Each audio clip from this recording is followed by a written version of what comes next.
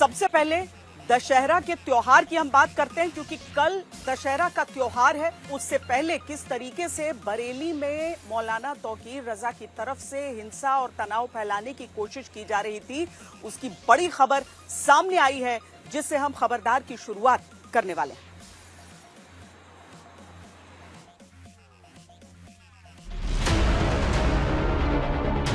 छब्बीस सितंबर शुक्रवार को उत्तर प्रदेश के बरेली में हिंसा भड़काने वाले मौलाना तौकीर की पूरी दंगा ब्रिगेड पर आज हम आपको खबरदार करेंगे, जिसमें पहला किरदार है नफीस, जिसने तौकीर का वीडियो वायरल करके भड़काने का रोल अदा किया। दूसरा किरदार है नदीम, जिसने दूसरे जिलों से अपराधी बुलवाकर हिंसा की साजिश बुनी। तीसरा किरदार है इदरिस, जो शाहजहांपुर से नदीम के कहने पर भीड़ में गोली चलाने आया। चौथा किरदार है इकबाल, जो बरेली हिंसा के दौरान पुलिस पर हमला करके एंटी राइट गन लूट कर भागा। पांचवा किरदार है शमशाद, जिसने भीड़ को पुलिस का बैरिकेड तोड़ने के लिए उकसाया। छठा किरदार है ताजिम, जिसने पुलिस पर गोली चलाकर तय किया कि भीड़ और हिंसक हो जाए। ये है मौलाना तौकीर रजा की वो दंगा ब्रिगेड, जिसके एक एक चेहरे से आज आपको हम खबरदार करने जा रहे हैं, जिसमें सबसे पहले आपको अस्पताल के भीतर बेड नंबर 7 पर लेटे इदरिस और बेड नंबर 8 पर लेटे इकबाल को देखना जरूरी है। ये दोनों अभी बेड पर इसलिए लेटे हैं क्योंकि बुधवार की सुबह ये कुछ इस तरह टांग कर लाए जाते दिखे, जैसे दो कंधे पर लटक कर आता ये इदरिस है, दो अन्य पुलिस वालों के कंधे पर लटका कर लाया जाता ये इकबाल है। इन दोनों के लटकने की वजह है पुलिस की गोली, जो इनके पैर में लगी। बरेली पुलिस की गोली खाने के बाद पकड़े गए इन दोनों का 26 सितंबर की हिंसा में रोल सुनेंगे तो हैरान रह जाएंगे। आज तक संवाददाता संतोष शर्मा ने तौकीर की दंगा ब्रिगेड के दो किरदारों का उपद्रवी बायोडेटा बरेली के डीआईजी और बरेली के एसएसपी से पूछा है। शुक्रवार को जो बवाल हुआ था उसमें एक पुलिसकर्मी की एंटी राइट गन भी दंगाइयों द्वारा छीनी गई थी। पूछताछ में एक का नाम इदरीश और एक का इकबाल है, दोनों शाहजहांपुर के रहने वाले हैं। उन्होंने ये बताया कि उनको शुक्रवार के दिन यहाँ बुलाया गया था और उसी समय ये वेपन ये लोग लेके यहाँ से पुलिसकर्मी वाली भीड़ में यहाँ से फायरिंग किए और फरार हो गए थे। इन दोनों के पास से एक छीनी हुई सरकारी एंटी राइट गन जो मौके पे मौजूद पुलिस बल था उससे छीनी गई थी, ये बरामद हुई है। दो तमंचे 315 बोर के अवैध तमंचे बरामद हुए हैं, खोखा और जिंदा कारतूस बरामद हुए हैं।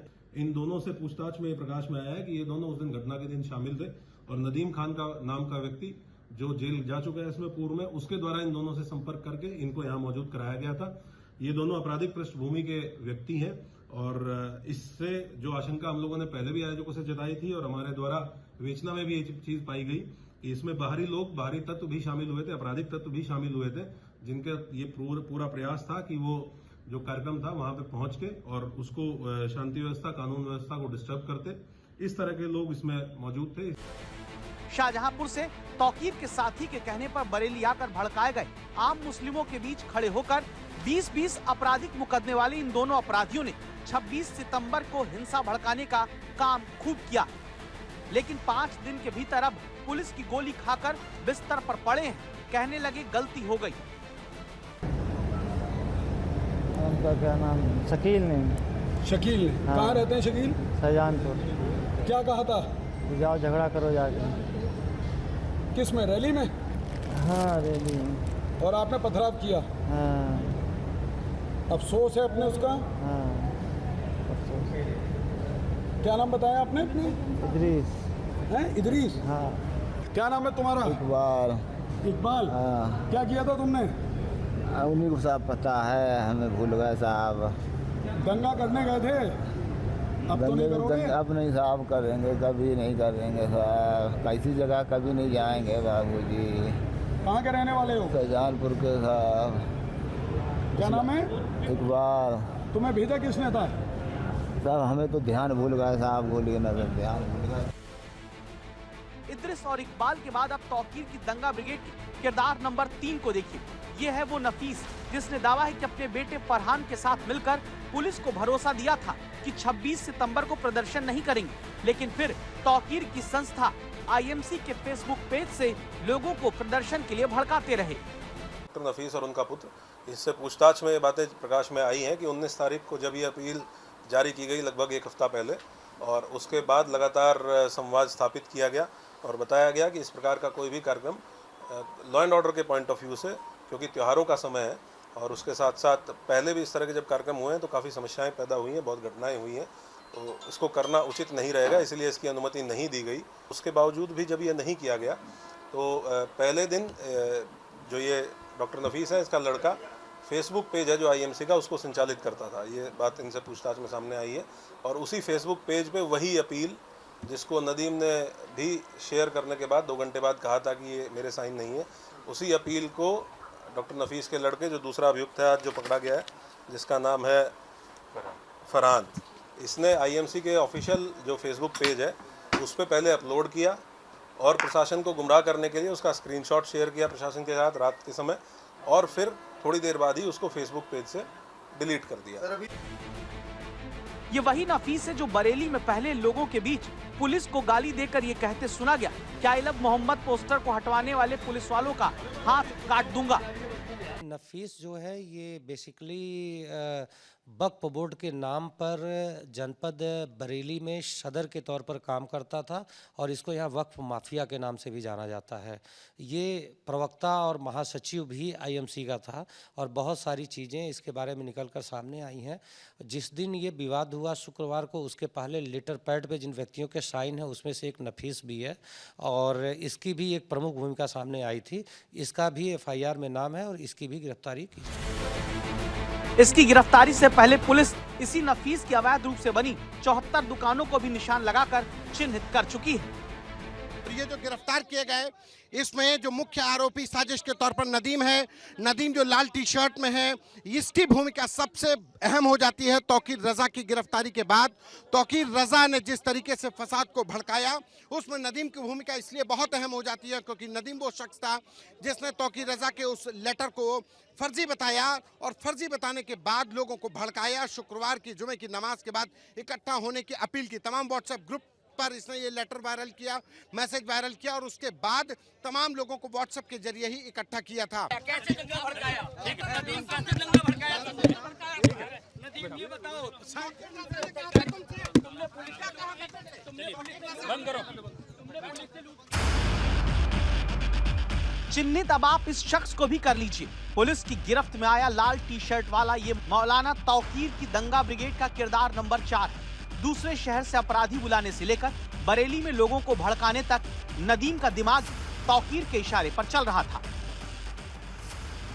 जो नदीम अब जुबान नहीं खोल रहा, इसने हिंसा भड़काने में कैसे अपना दिमाग चलाया है, इसका सबूत आज तक के पास है।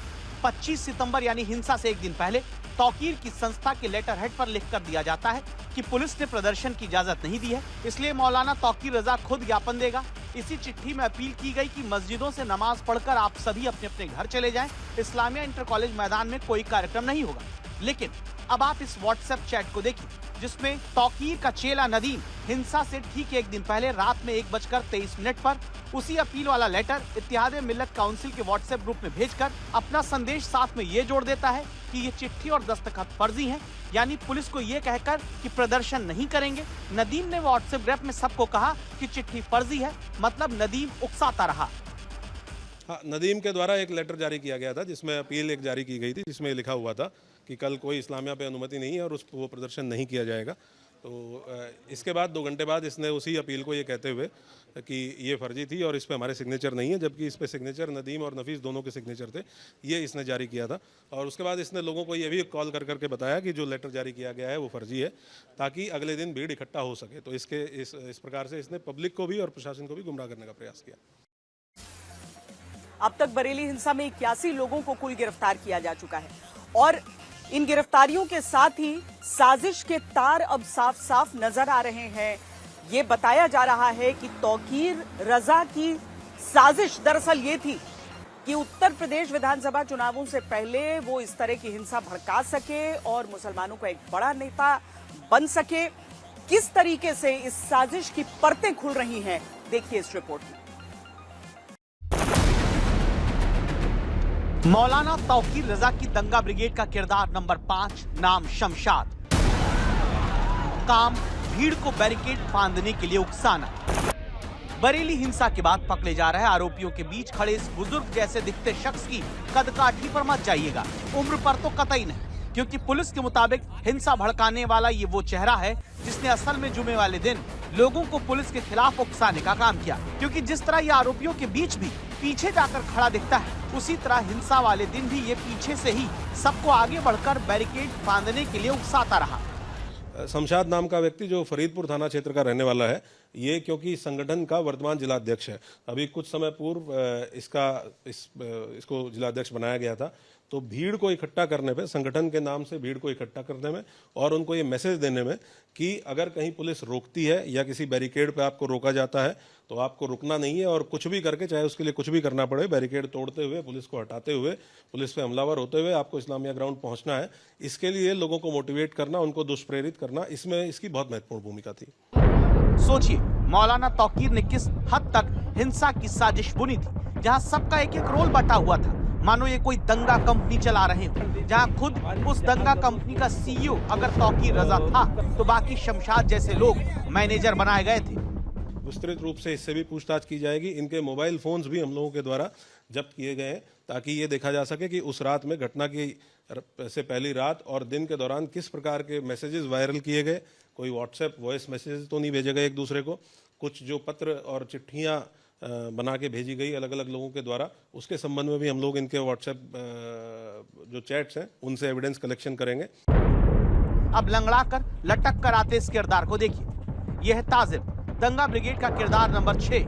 ताजिम वो गो तस्कर है जो तौकीर के साथियों के कहने पर अवैध हथियार से हिंसा के दौरान पुलिस पर गोली चलाने आया। गोली चलाकर ताजिम ज्यादा दूर भाग नहीं पाया, 4 दिन के भीतर पुलिस की गोली से लटक गया। इस ताजिम को जिम्मा दिया गया था कि ये गोली चलाकर माहौल को और हिंसक बनाएगा।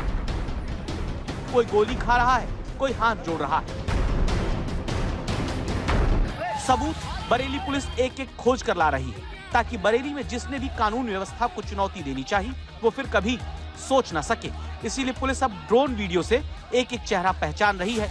इसी वजह से अब तक 80 से ज्यादा लोग पकड़े जा चुके हैं। हम लोगों की टीमें सीसीटीवी के माध्यम से, ICCC कंट्रोल रूम के जो फुटेजेस उपलब्ध हैं उसके माध्यम से, ड्रोन की जो फुटेजेस उपलब्ध हैं उसके माध्यम से लगातार इस आइडेंटिफिकेशन के लिए लगे हुए हैं कि कौन कौन ऐसे लोग थे जो भीड़ को उकसाने में और भीड़ को एग्रेसिव बनाने में शामिल थे।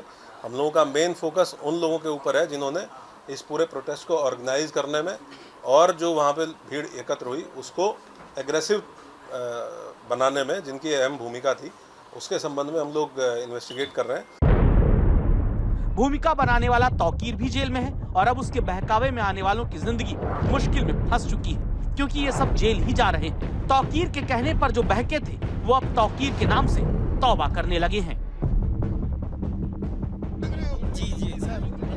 जी सर, माफी मांग रहे हैं सर, आज के बाद ऐसी गलती नहीं होगी सर। गुमराह हो गए थे सर। किसने गुमराह किया? तौकीर मौलाना ने, तौकीर मौलाना ने।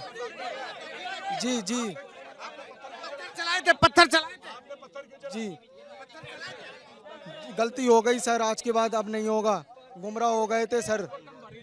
ये वो आरोपी जिनका कहना है कि हम गुमराह हो गए थे और गुमराह हो करके हमने पत्थरबाजी की। अब कानून की गिरफ्त में आए तो एहसास हो रहा है कि गुमराह होकर के पत्थरबाजी की और अब कानून इनको अपना पाठ पढ़ा रहा है। तो नवरात्रि के दौरान 26 सितंबर को तो हिंसा फैलाने की कोशिश नाकाम की जा चुकी है, लेकिन अब दशहरे को लेकर बरेली में बहुत सतर्कता देखी जा रही है। यहां तक कि तौकीर रजा के भाई की तरफ से जो गर्मी बढ़ाने वाले बयान दिए गए, उसके बाद का एक्शन भी देखना जरूरी है। किस तरीके से वहां पर पुलिस ने फ्लैग मार्च निकाला, लोगों को सतर्क सावधान किया, अपराधियों के दिलों में खौफ पहुंचाया, ये देखिए।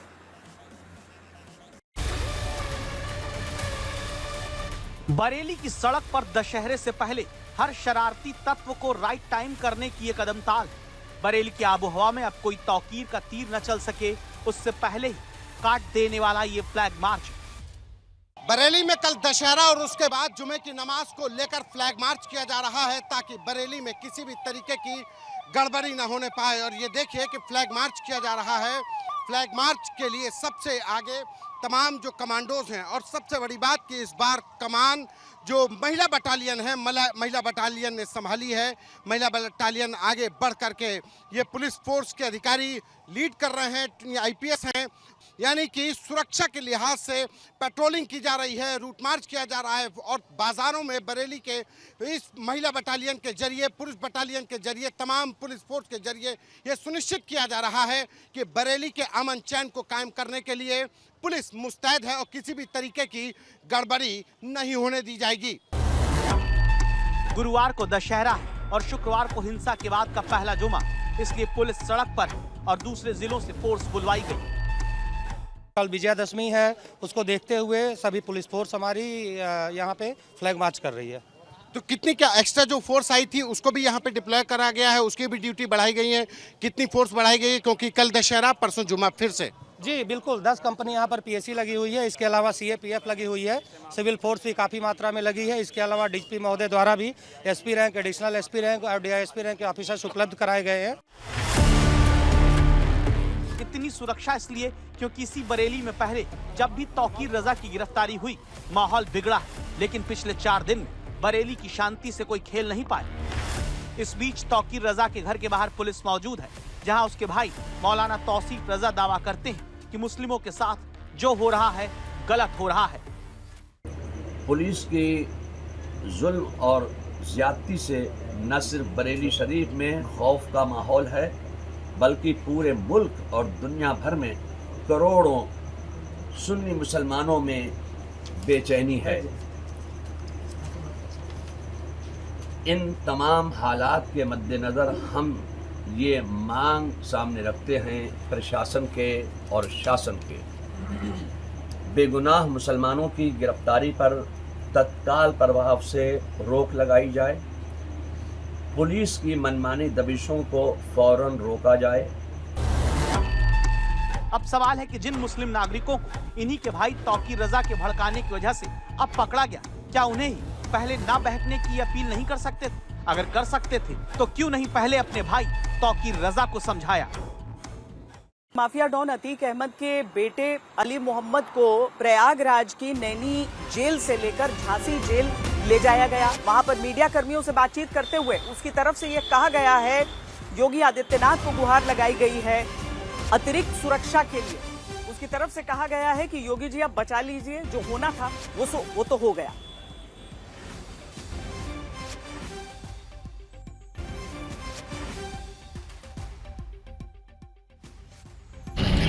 मीडिया वालों के माध्यम से मुख्यमंत्री जी से निवेदन है कि अब और न सताया जाए, जो कुछ हो गया है सो हो गया है, और जो अन्यथा सताया जा रहा है उससे बचा लें।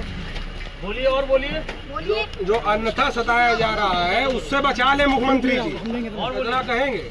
अब बताइए अपने होम डिस्ट्रिक्ट से किस प्रकार से सताया जा रहा? जेल में मैं जिस जगह था अपने होम डिस्ट्रिक्ट में, वहाँ मुझे अकेले रखा गया, न किसी से मिलने की अनुमति थी, न बात करने की अनुमति थी। अब बताइए भेज दिया गया वहाँ से 400-500 किलोमीटर दूर। तो जिस तरीके से तनाव फैलाने की कोशिश त्योहारों के समय की जा रही है, उसमें केवल ये उदाहरण नहीं है, बल्कि गरबा के दौरान भी इस तरह की कई खबरें सामने आ रही हैं। मुंबई की एक प्रतिष्ठित सोसाइटी में गरबा के दौरान अंडा फेंके जाने की वजह से विवाद बढ़ गया। तो मुस्लिम नेताओं की तरफ से कई जगहों पर भड़काने वाले बयान सामने आ रहे हैं।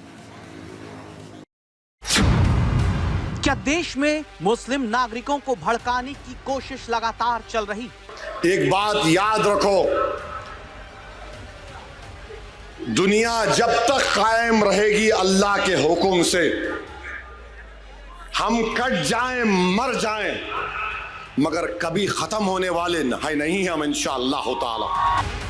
क्यों बड़े बड़े मौलाना मुल्क में तब्दीली की बात कर रहे हैं?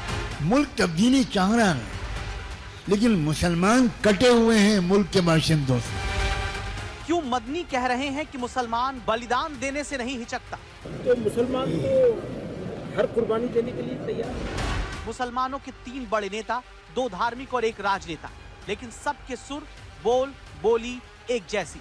आई लव मोहम्मद पोस्टर को लेकर कानपुर से शुरू हुआ विवाद सारे देश में फैल चुका है। बरेली में हिंसा होने के बाद तनाव को कम करने के बजाय भड़काने की कोशिश हो रही है, और चिंता की सबसे बड़ी बात ये कि ऐसा करने वाले नामी चेहरे हैं, जिनकी बात लोग बहुत ध्यान से सुनते हैं।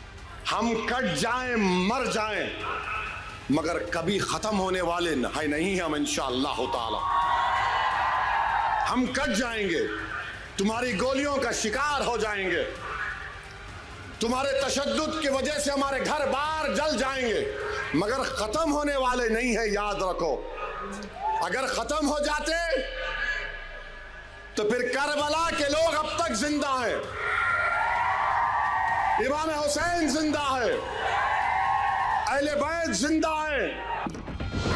आई लव मोहम्मद के मुद्दे पर उत्तर प्रदेश के मुख्यमंत्री योगी आदित्यनाथ पर जमकर सवाल खड़े किए गए। अरे मुख्यमंत्री बाबा, वो फतेहपुर की दरगाह में गुंडे घुस गए, एक वली की दरगाह में गुंडे घुसकर दरगाह को, खबर को लाठियों से मार रहे थे, आपकी मुंह में जबान नहीं हिली? खाली बरेली में क्या हुआ वो याद रहा आपको? फतेहपुर की दरगाह का याद नहीं आया बाबा आपको? उस पे भी कुछ बोल देते, नहीं बोले क्योंकि मारने वाले इनके मित्रों थे। ओवैसी ने फतेहपुर में दरगाह पर हमले के दौरान मुख्यमंत्री की चुप्पी और बरेली में आई लव मोहम्मद के पोस्टर पर तुरंत कार्रवाई को लेकर न केवल उन्हें आड़े हाथों लिया, बल्कि वक्फ कानून को हटाने के मोदी सरकार की भी आलोचना करते हुए कहा कि किसी से डरने की जरूरत नहीं। ये जुल्म करने वालों की थोड़े दिन बाकी है, अल्लाह जानता, मगर अपनी हिम्मतों को बुलंद रखिए, डरने और घबराने की जरूरत नहीं है। और जब कभी भी परेशानी आती है तो थोड़ी देर के लिए सोचो गाजा के फलस्तीनी क्या कर रहे होंगे। 65,000 मर चुके हैं, 65,000। एक आदमी भी खुदकुशी नहीं किया, एक भी खुदकुशी नहीं किया। आजकल तो साइकियाट्रिस्ट सबको बेवकूफ बना रहे, और यहां हम देखे तो अरे ऐसा हो गया। सवाल ये कि ओवैसी ने गाजा की मिसाल क्यों दी? उनकी ऐसी भड़काऊ बयानबाजी किस तरह से मामले को शांत करेगी? क्या इस तरह की बयानबाजी से माहौल शांत होगा? ओवैसी तो नेता है, बिहार में चुनाव में मुस्लिम बाहुल्य सीमांचल में वोट पाने के लिए शायद वो इस तरह की बातें कर रहे थे, लेकिन सज्जाद नोमानी जैसे बड़े मौलाना किस मजबूरी के तहत देश में तब्दीली की बात करने लगे? ईसाई तब्दीली चाहते हैं, बुद्धिस्ट तब्दीली चाहते हैं, दलित तब्दीली चाहते हैं, शेड्यूल ट्राइब के लोग तब्दीली चाहते हैं, आदिवासी लोग तब्दीली चाहते हैं, मजदूर तब्दीली चाहता है, किसान तब्दीली चाहता है। यह आपने कैसे मान लिया कि मुसलमान अकलियत में हैं और हिंदू अक्सरियत में हैं? कितने भोले हैं आप लोग। भोले लोगों की कोई मंडी में हो तो मैं यूसुफ अलैहिस्सलाम की तरह आपको वहां जाकर बेचूं। तो सज्जाद नोमानी अपनी तकरीर में दावा करते हैं कि मुसलमानों की तरह बाकी अल्पसंख्यक भी तब्दीली के ख्वाहिशमंद हैं। इस फहरिस्त में वो दलित आदिवासी को भी जोड़कर ये दावा करते फिरते हैं कि तब्दीली चाहने वाले बहुसंख्यक मुसलमानों को यकीन दिलाने में लगे हैं कि वो हिंदुओं को बहुसंख्यक मानना छोड़ दें। हमारे मुल्क के अवाम की भी बड़ी तादाद इस वक्त गैर मुतमईन है और तब्दीली की जगह ढूंढ रही, लेकिन हम बिल्कुल दुनिया से कट गए। खुदा जाने ये हमने किससे सीखा है? क्या शेखुल हिंद जिनका हम नाम लेते हैं वो दुनिया से कटे हुए थे? क्या हजरत नौनतवी जिनका हम नाम की रोटी खाते हैं क्या वो दुनिया से कटे हुए थे? मौलाना सज्जाद नोमानी ने बयान उस कानपुर में दिया जहां से आई लव मोहम्मद पोस्टर विवाद शुरू हुआ और देश में यह अफवाह फैल गई कि पैगंबर मोहम्मद के पोस्टर लगाने से रोका जा रहा है। इसके बाद सारे देश में इसी तरह की कोशिश शुरू हुई और बरेली में बात हिंसा तक जा पहुंची। लेकिन मौलाना सज्जाद नोमानी माहौल को शांत करवाने की बजाय विवाद की चिंगारी भड़काते सुने जाते हैं। बहुत दिन तक आम लोग सूरत हाल को तमाशाई बनकर नहीं देखा करते। एक वक्त आता है कि कोई चिंगारी भड़क जाती है और फिर आवाम तंग आमद बजंग आमद का ऐलान करते हुए मैदान में कूद जाते हैं, मारे जाते हैं, गोलियां खाते हैं, बम से उड़ाए जाते हैं, जेलों में ठूसे जाते हैं। लेकिन आवाम एक वक्त आता है कि ये सब बर्दाश्त कर लेते हैं, लेकिन स्टेटस को बर्दाश्त नहीं करते, तब्दीली चाहते हैं। आपने सुना किस तरह से मौलाना सज्जाद नोमानी को तब्दीली में देरी जला रही है, तो वो ये याद दिलाना नहीं भूलते कि अगर आवाम कुछ ठान ले तो उसे रोक पाना किसी के लिए भी नामुमकिन है। अजब तरह का खौफ, अजब तरह के डर और मायूसी, अजब तरह की एहसास कमतरी दीमक की तरह हमें खा रहा है। और इसकी सबसे बड़ी वजह अल्लाह की जात पर जैसा यकीन होना चाहिए, अल्लाह की ताकत पर, अल्लाह की कुदरत पर, वैसा यकीन हमारे दिलों में शायद नहीं है। हम आरएसएस से डरते हैं, हम बीजेपी से डरते हैं, हम गुजरात की पार्टी से डरते हैं। सवाल है कि मौलाना इस तरह से लोगों को क्यों भड़का रहे हैं, वो भी ऐसे वक्त में जब शहरों का माहौल बिगाड़ने की कोशिश हो रही है। क्यों मुस्लिम नागरिकों को गाजा की मिसाल दी जा रही है, क्यों मौलानाओं की तरफ से बलिदान की तारीख याद दिलाई जा रही है। जिन धर्मगुरुओं पर समाज और अपने समुदाय को सही रास्ता दिखाने की जिम्मेदारी है, वो क्या ऐसी बयानबाजी से बच नहीं सकते हैं? प्रशासन की तरफ से तैयारी पूरी की जा रही है, पुलिस की तरफ से फ्लैग मार्च की तस्वीरें हमने आपको दिखाई, लेकिन इसके साथ ही मुस्लिम वोट की जो सियासत है वो जोरों पर है। मौलाना तौकीर रजा का जो इस पूरे प्रकरण में व्यवहार रहा वो गैर जिम्मेदाराना रहा, इससे कोई इनकार नहीं कर सकता। इस तरह की कॉल करना, वो भी जो लोग नमाज पढ़ के निकल रहे हैं, फिर उसके बाद जो घटना हुई वो दुखद भी है और दुर्भाग्यपूर्ण भी है। जिस तरह से छोटे छोटे नाबालिग बच्चे वो उस प्रदर्शन में थे, फिर प्रशासन ने भी उनका भी रवैया वो गैर जिम्मेदाराना है। जिस तरह से जो सूचनाएं आ रही हैं कि नाबालिग लड़के, छोटे छोटे कम उम्र के लड़कों को पुलिस द्वारा हिरासत में लिया जा रहा है, फिर बहुत से लोगों को जेल भेजा जा रहा है, तो दुर्भाग्यपूर्ण है। जो मौलाना तौकीर रजा की कॉल थी, समाजवादी पार्टी समझती कि उनको इस तरह नहीं करना चाहिए था, और पुलिस का भी जो प्रशासन का भी जो व्यवहार है वो भी अच्छा नहीं है। दंगे की आग में झोंकने का प्रयास किया, और ये अगर जरा भी दंगे भड़कते तो कल बरेली अकेला नहीं जलता, आसपास तक भी लपटे जाती। लेकिन योगी जी ने तुरंत सटीक कार्रवाई करके और उस पर कंट्रोल भी किया है। और इस प्रकार के लोग जो ऐसी कार्रवाई करना चाहते हैं, अगर आपको ऐसा कुछ करना है तो जाकर के आपका धर्म स्थल मस्जिद है वहाँ करिए, लेकिन शक्ति प्रदर्शन आप करेंगे, इस प्रकार से माहौल ख़राब करने का काम करेंगे, तो मुझे लगता है कि योगी सरकार 2017 से है, कानून का राज है और लॉ एंड ऑर्डर किसी को बिगड़ने नहीं दिया जाएगा। भैया पता नहीं क्या हालात और क्या माहौल बन गया है कि हम लोग तो शांति के प्रहरी हैं, हम तो गांधी की विचारधारा के लोग हैं, हमारा एजेंडा नफरत नहीं हो सकता। हमें तो यहाँ से ट्रेन से 2 ही लोग जा रहे थे, हम और ट्रेन से जा रहे थे। ट्रेन से जाने का प्रोग्राम था हमारा, तो कार से भी नहीं था, हम तो ट्रेन से जा रहे थे। 6:50 पे था तो, और 6:50 पे जाना था, वहाँ DIG साहब से और ADG साहब से मिलना, और 1:30 बजे की ट्रेन से वापसी भी साथ साथ थी। मुझे नहीं समझ में आया कि ना तो आप सरकार ने हालात क्या बना दिए कि आप अपनी नाकामियों को छिपाने के लिए ये तरह तरह के हथकंडे इस्तेमाल कर रहे हैं। और अब क्रिकेट की खबर से खबरदार करते हैं, जहां पर पाकिस्तान क्रिकेट बोर्ड के chairman Mohsin Naqvi Asia cup तो अपनी टीम को नहीं जितवा पाए, लेकिन ट्रॉफी चुरा कर भाग गए। अब उनका यह दांव उल्टा इसीलिए पड़ रहा है क्योंकि पाकिस्तान में इस्तीफे की मांग भी उनकी की जा रही है। इस बीच जो ट्रॉफी है एशिया कप की, वो दुबई के ACC के दफ्तर में रखी हुई है।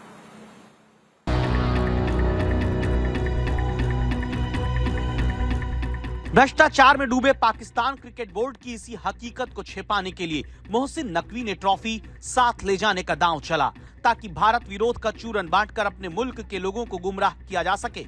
लेकिन पाकिस्तान की हार इतनी बड़ी है कि मोहसिन नकवी को पड़ोसी मुल्क के लोग ढूंढ रहे हैं। पाकिस्तान में लोग अपनी टीम की गत के लिए मोहसिन नकवी को मुजरिम मान चुके हैं। वहीं मोहसिन नकवी का ड्रामा है कि खत्म ही नहीं हो रहा। BCCI के सूत्रों ने इंडिया टुडे को बताया कि अध्यक्ष के तौर पर मोहसिन नकवी ने सदस्य देशों को ट्रॉफी सौंपने हुई देरी के लिए माफी मांगी, लेकिन भारत को ट्रॉफी न सौंपने को वह भी सही बता रहे हैं। उनका कहना है कि अगर भारत को ट्रॉफी चाहिए तो वो ACC कार्यालय आकर उसे ले सकते हैं। तो पाकिस्तान के लोगों को सब पता है, उन्हें पता है कि मोहसिन नकवी कितना भी जोर लगा ले, क्रिकेट के मैदान से लेकर ICC तक में पाकिस्तान की एक नहीं चलेगी। पाकिस्तान के लोग भी अब उनसे छुटकारा चाहते हैं। सोशल मीडिया पर PCB के खिलाफ जमकर लिखा जा रहा है। मीम्स बन रहे हैं। लोग कह रहे हैं कि पाकिस्तान के नेताओं ने मुल्क को भिखारी बना दिया और पीसीबी चेयरमैन मोहसिन नकवी ने चोर, क्योंकि चोर मांगता नहीं, मोहसिन नकवी की तरह एशिया कप की ट्रॉफी छीनकर भाग जाता है। अब पाकिस्तान में उनके इस्तीफे की मांग हो रही है। पूर्व क्रिकेटर शाहिद अफरीदी ने मोहसिन नकवी से पीसीबी अध्यक्ष पद या पाकिस्तान के गृह मंत्रालय से इस्तीफा देने का अनुरोध किया। अफरीदी के मुताबिक ये दोनों बहुत जरूरी पद हैं और ये बड़े काम हैं जिनके लिए समय चाहिए। पीसीबी गृह मंत्रालय से बिल्कुल अलग है, इसलिए इसे अलग रखा जाना चाहिए। ये एक बड़ा फैसला होगा और इसे जल्द से जल्द लिया जाना चाहिए। पाकिस्तान क्रिकेट को विशेष ध्यान और समय की जरूरत है। नकवी पूरी तरह सलाहकारों पर निर्भर नहीं रह सकते। ये सलाहकार उन्हें कहीं नहीं ले जा रहे हैं और वो खुद कहते हैं कि उन्हें क्रिकेट के बारे में ज्यादा जानकारी नहीं। उन्हें अच्छे और सक्षम सलाहकार नियुक्त करने चाहिए जो खेल के बारे में जानते हो। पाकिस्तान के क्रिकेट को मोहसिन नकवी ने किस तरह पाताल में पहुंचा दिया, उसका खुलासा पाकिस्तान के बल्लेबाज रहे अहमद शहजाद पिछले साल कर चुके हैं। शहजाद ने पीसीबी के रवैये की वजह से घरेलू क्रिकेट खेलने से इनकार कर दिया। शहजाद ने कहा कि घरेलू क्रिकेटर्स के खिलाफ पाकिस्तानी क्रिकेट बोर्ड भाई भतीजावाद, गलत वादे और अन्याय करता है। इस समय जब पाकिस्तान महंगाई, गरीबी और विशाल बिजली बिल से संघर्ष कर रहा है, तब पीसीबी मेंटर्स पर कुछ नहीं करने के 5 मिलियन बर्बाद कर रहा है। वो मौजूदा टीम में फेल खिलाड़ियों को मौका दे रहा है जो पाकिस्तान क्रिकेट को सबसे खराब दौर तक ले जा रहे हैं। मोहसिन नकवी को जेल में बैठे इमरान ने भी लताड़ा और कहा कि वो क्रिकेट को बर्बाद कर रहे हैं। इमरान खान ने कहा कि मोहसिन नकवी क्रिकेट के साथ जो कर रहे हैं, ठीक वही सेना प्रमुख जनरल आसिम मुनीर पाकिस्तान के साथ कर रहे हैं। ये दोनों एक जैसे हैं। इससे पहले 23 सितंबर को इमरान खान ने पाकिस्तान की भारत के खिलाफ लगातार हार पर तंज कसते हुए कहा था कि मुनीर और नकवी अगर ओपनिंग करने आए तभी जीत मिलेगी। ऑपरेशन सिंदूर की तरह क्रिकेट में भी पाकिस्तान का हर दांव फेल साबित हो रहा है। भारत से लगातार हार के बाद पाकिस्तान में माहौल गर्म है, जिसका खामियाजा मोहसिन नकवी को भुगतना होगा। और अब उस जानलेवा कफ सिरप से खबरदार आपको करते हैं जिसे पीकर एक बच्चे की राजस्थान में जान चली गई। लेकिन उसके बाद से आज तक की खबर के बाद राजस्थान सरकार ने इस पर जांच बिठा दी है। अलग अलग स्तर पर एक्शन इसमें चल रहा है। लेकिन वो दवा बनाने वाली जो कंपनी है वहां पर ताला जयपुर में लगा हुआ है। वो नदारद है, फरार है। कार्रवाई की शुरुआत हो रही है, लेकिन उन्हें भी धर दबोचने की जरूरत है। मंगलवार को ही आज तक ने आपसे कहा कि बहुत ध्यान से देश में सबको खबरदार करती है खबर देखिए। अगर आपके बच्चे को डेक्स्ट्रोमेथॉर्फन हाइड्रोब्रोमाइड सिरप खांसी के लिए कोई दे रहा है तो रुक जाइए, क्योंकि आज तक ने ही आपको यह दिखाया कि किस तरह राजस्थान के सरकारी स्वास्थ्य केंद्रों पर बच्चों की जिंदगी पर खतरा बन रहा कफ सिरप बटा है, जिसकी वजह से भरतपुर, सीकर से लेकर जयपुर तक बच्चों की जिंदगी खतरे में पड़ रही है। सीकर में बच्चे की जान तक जाने का दावा हुआ। हल्की सी कुछ को खांसी थी तो दवाई लेके आए थे चिराना CHC से उसके लिए। अब वो दवाई रात को 9 बजे उसकी मम्मी ने पिला दिया आधा ढक्कन। अब वो आधा ढक्कन पीने के बाद में सो गया। सोने के बाद में उसको 3 बजे चेत हुआ तो पानी 2 घूंट पानी की पिला दी, वो फिर सो गया। फिर 5 बजे सुबह उसको चेत नहीं हुआ, वो बेहोशी हालत में था। तो दादी जी, मम्मी, बुआ जी वो सब गांव के डॉक्टर के पास लेके गए। फिर गांव के डॉक्टर साथ में जाके सीकर गए। सीकर एस के हॉस्पिटल में उसको मृत घोषित कर दिया गया। मुफ्त बट्टे उस सिरप की सप्लाई रोकी। फिर 3 सदस्यों की कमेटी बनाकर जांच का फैसला लिया।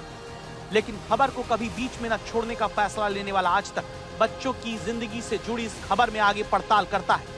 आज तक संवाददाता शरद कुमार जयपुर में केसंस फार्मा कंपनी के दफ्तर पहुंचते हैं, जिसके बनाए गए कफ सिरप को पीकर दावा है 1 बच्चे की जान गई, 10 बच्चे बीमार हो गए। लेकिन जयपुर में डेक्स्ट्रोमेथॉर्फन हाइड्रोब्रोमाइड सिरप बनाने वाली फार्मा कंपनी के गेट पर ताला लगा मिला। पड़ोस की कंपनी में काम करने वाले ने बताया कि यहाँ 30-40 लोग काम करते थे, मगर 3 दिन से कोई नहीं आ रहा। जिस कफ सिरप के पीने से बच्चे बीमार पड़ रहे हैं, सीकर में एक बच्चे की मौत हुई है, वो कफ सिरप जयपुर की इसी कंपनी केसॉन फार्मा में बनाई जाती है। सरना डूंगर का इलाका है, इंडस्ट्रियल बेल्ट है। यहाँ पर हम आए हैं देखने के लिए कोई है या नहीं है, मगर ताला बंद पड़ा हुआ है। 3 दिनों से जब से ये मामला सामने आया है तब से ताला बंद है। पीछे के साइड में एक गार्ड मिला है अभी, जो परसों ही रखा गया है। और इसके अलावा जो पूजा के फूल आए थे यहाँ पर वो भी गार्ड के रूम के बाहर है। जो गार्ड यहाँ रहता था उसे भी कंपनी ने हटा दिया है। पड़ोसी हैं इस कंपनी में, इस कंपनी के पड़ोसी हैं। आप क्या बनाते हैं? हमारा फूड आइटम। ये यहाँ दवाइयाँ बनती है? हाँ। कब से फैक्ट्री बंद पड़ी है? 2-1 दिन हुए हैं। 2 दिन हुए। उसके पहले चलती थी? हाँ, 2-3 दिन काम करती? करीब 20-25 आदमी, 25-30 आदमी करते हैं काम। 20-25। जिस कंपनी का सिर्फ सरकार मुफ्त बांट रही थी और बच्चों की तबीयत खतरे में पड़ी, वो कंपनी 3-4 दिन से ताला बंद करके गायब है और कंपनी के दफ्तर के पीछे दवा बिखरी मिलती है, गार्ड नया मिलता है। कफ सिरप बनाने वाली केसॉन कंपनी तो बंद पड़ी है, मगर उसके पीछे के स्टोर में आसपास हम जाकर देखें तो इस तरह से जो दवाइयां वहां पर पाई गई है, जिसकी वजह से बच्चे बीमार पड़े हैं या फिर सीकर के बच्चे की मौत हुई है, वो इस तरह से यहाँ पर उसके खोखे रखे हुए हैं। प्लास्टिक की जो बोतल्स हैं छोटे छोटे वो पड़े हुए हैं और ये सारे एलर्जी की दवाइयां हैं। लिवोसिट्राजिन, सिट्राजिन, ये इस तरह से यहाँ पर ये इसकी मैन्युफैक्चरिंग होती है। फैक्ट्री बंद है? हाँ जी। कब से काम करते हैं आप यहाँ और क्या क्या बनता है? मुझे इतना तो पता नहीं सर, मैं 3 दिन हुआ है मुझे आए फैक्ट्री, इतना दिन नहीं पता मुझे। दिन रात के अलग रहता है, गार्ड दिन का अलग रहता है। 3 दिन ही हुए आपके हुए? हाँ जी। 3 दिन से बंद पड़ी है? बंद पड़ी है 3 दिन। जिस कंपनी का कफ सिर्फ राजस्थान में मुफ्त बंटता रहा, उस कंपनी पर बहुत गंभीर सवाल है, क्योंकि आज तक के पास मौजूद दस्तावेज में कंपनी की दूसरे कफ सिरप को 2023 और 2025 में पहले बैन किया गया, मगर इसने नियम का फायदा उठाते हुए बैन सॉल्ट के कफ सिरप की जगह दूसरा कफ सिरप बनाना शुरू कर दिया और सरकार को सप्लाई करने लगा। कफ सिरप किसी कंपनी का मानक घोषित हो जाए तो दूसरे कफ सिरप को अलाउ करना ये ठीक है क्या? ये प्रोडक्ट वाइज डिसीजंस होते हैं, तो प्रोडक्ट वाइज डिसीजन की ही पॉलिसी शुरू से है और वो उस पॉलिसी को जो है अप्रूव्ड है। और अब इस तरह के इश्यूज अगर आते हैं तो बोर्ड में वापस रखे विचार किया जाएगा कि क्योंकि इसमें जो मैन्युफैक्चरर्स हैं वो अलग अलग सिर्फ के हिसाब से या अलग अलग उसमें होते हैं, तो इनको एक रिव्यू करके बोर्ड में रखा जाएगा कि इसमें आगे अगर एक सोल्ट पे फेल होता है तो बाकी सोल्ट के लिए क्या किया जाए। वर्तमान में यह है कि अगर आप किसी प्रोडक्ट बेस पे अगर कोई NSQ होता है तो उस एक प्रोडक्ट को सामान्यतः बैन किया जाता है।